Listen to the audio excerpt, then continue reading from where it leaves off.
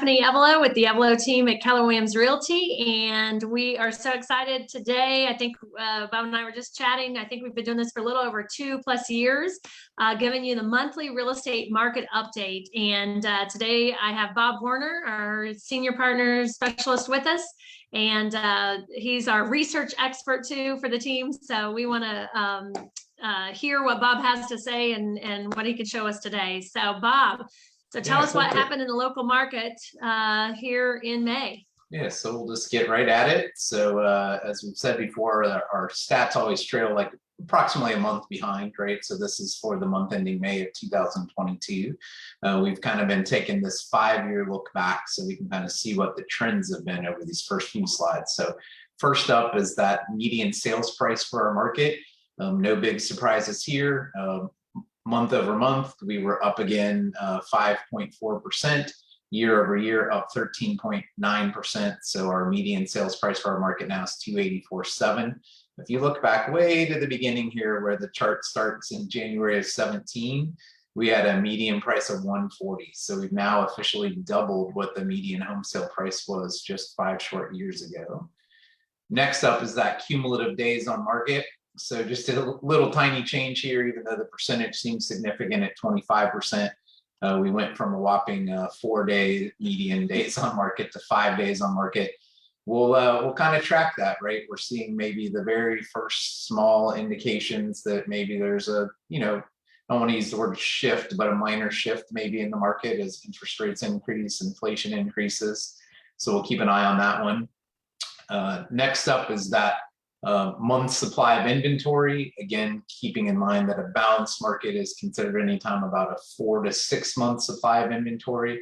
The last time we had a balanced market was again all the way back in January of 2017, just tailing in at that 4 months, so the lower end of balanced. Once again, we're at 0.7, which is up a little bit over the same time last year, but right in line with where we were last month. And then the last one on this is the percent of list price received. So I actually thought this one might dip down a little bit, but we actually went up for the month of May. We went up to 102.4%. You can see we're really following that same spike as last year. So I've got kind of circled where we were last year.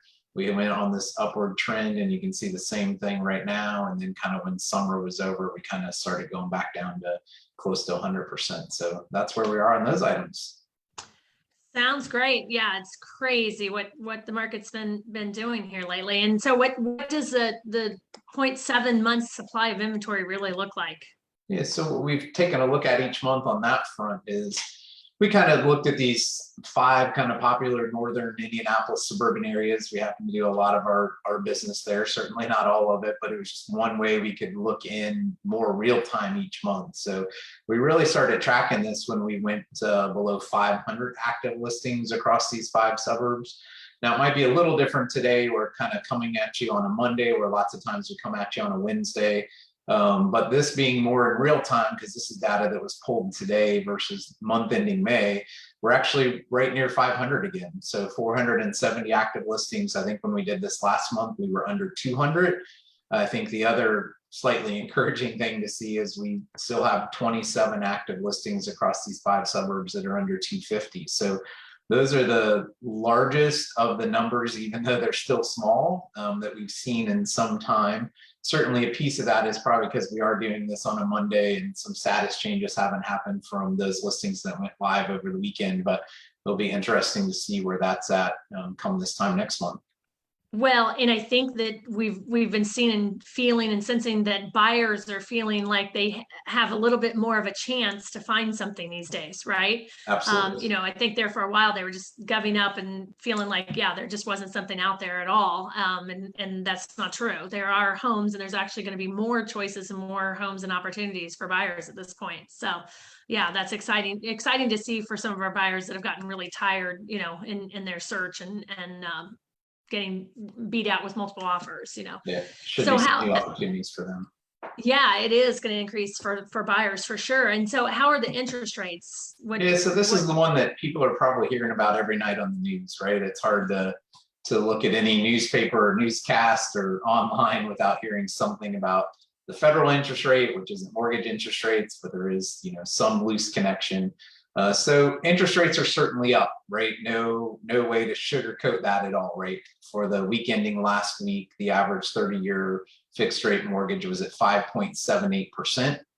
That's an increase over 3.22 right at the beginning of the year. All right, so we've gone up a couple percentage points. We have been projecting for a couple years that we anticipate it going up to and above 5% potentially. That dramatic change though just happened in a much shorter period of time than was anticipated.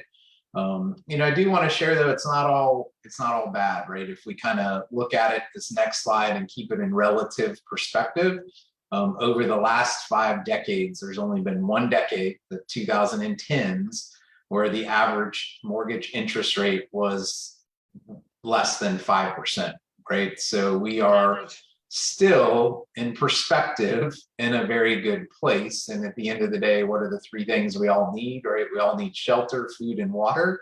So the bottom line is, if you need a home and you need a place to stay, it is going to cost a little bit more than what it did at the beginning of the year, but relative to history, we still stand in a really good position, even with that inflated interest rate, which will, hopefully come down after we get through some of the economic situations that we're facing as a nation right now. Yeah. And I always reflected back to our first purchase in 1995, where it was an adjustable rate at 7.5. So, right. It's all relative. So any final thoughts to share? Anything else that we need to know or think about? Yeah, I always kind of like to conclude with, something that's relevant to what we're facing today, right? And certainly is a lot of talk. Are we in a recession? Are we headed to a recession? Are we headed for a housing crisis? So this just kind of looks at what the last 6 official recessions were in this country. Interestingly enough, in 4 of those 6 recessions, home prices actually continued to appreciate, right? They did not go down. The most negative one, anytime that the most recent big recession, which did lead to an enormous housing collapse, which really caused the recession, was in 2008, where home prices went down significantly. That's really the only big blip from any of the recessions we've had since 1980, right? There was another recession in 1991, but housing only went down a tick under 2%. And you can see the other ones, 80, 81, 2001, and 2020, home prices still appreciated. So I think the end sum there is, at the end of the day, the market is an ever evolving, ever changing, and it's very dynamic. So as we've said for the last few months, more than ever, having that trusted real estate advisor to help you with what's often your biggest financial decision, right? Let us be that help. Let us get you in the right position, whether that's selling, buying, or both, and make sure that you're making the right decision for you and your family, given the time and circumstances. Yeah, absolutely. Well, thank you so much, Bob, for always sharing. We so appreciated just helping to educate our friends and families and clients so that they can make informed, financial home buying and selling decisions. And so we just want to thank everybody who's watching today, and thanks so much for joining us. And if you have a real estate need that we can help with, let's just connect.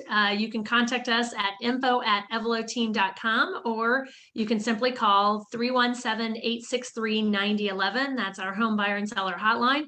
Again, 317-863-9011, but we'll post all that here in the session below. So thanks so much for joining us. And remember, as always, make each moment count. Bye-bye. Take care. Thanks, Bob.